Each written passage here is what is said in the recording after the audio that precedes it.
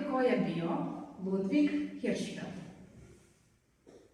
Hirschfeld je 1910. dokazao da pripadnost nekoj krvnoj grupi zavisi od naslednih faktora. Na osnovu njegovih otkrića je postalo moguće dokazivanje očinstva na osnovu seruma krvi.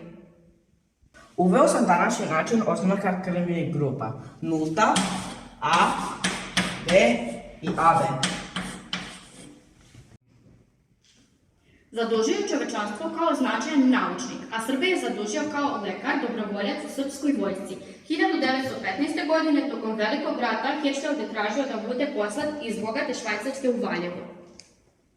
U Valjevu sam suzbijao epidemiju tifusa i držao predavanja o zaraznim bolestima. Njegova supruga, također lekarka, doktorka Hanna Hirschfeld, pridružila mu se u toj humanoj misiji. Hirschfeldovi su delili sudbinu srpske vojske i povlačenja preko Albanije. Posle dolaska srpske vojske na Krf, uz Hirschfeldovu pomoć, osnovana je Srpska bakteriološka laboratorija. Dr. Hirschfeld je 1916. u Solunu izolovao iz krvi jednog vojnika, do tada nepoznati soj paratifusa, a novu bakteriju nazvao Bacillus paratifi C. Danas se ovaj izazivač paratifusa naziva Salmonella hirschfeldi.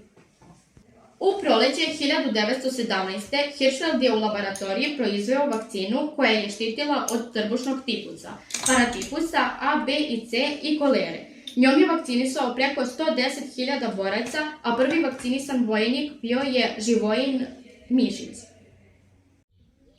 Tek 1919. su Hirschfeldovi napustili Srbiju. Vratili se u svoju Poljsku 1920. godine, kada je nacistička Nemačka osvojila Poljsku.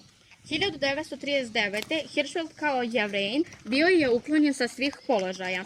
Ponuđeno mu je nekoliko naučnih mesta u inostranstvu, ali on je odbio i ostao u Varšavi. Zajedno sa ženom i ćerkom Marijom je 1941. poslat u jevrejski geto.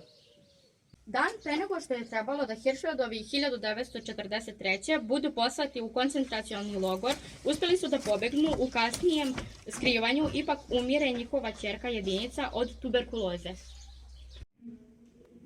Posle rata, Hirschfeld je imao veoma značajnu ulogu u medicini u Poljskoj.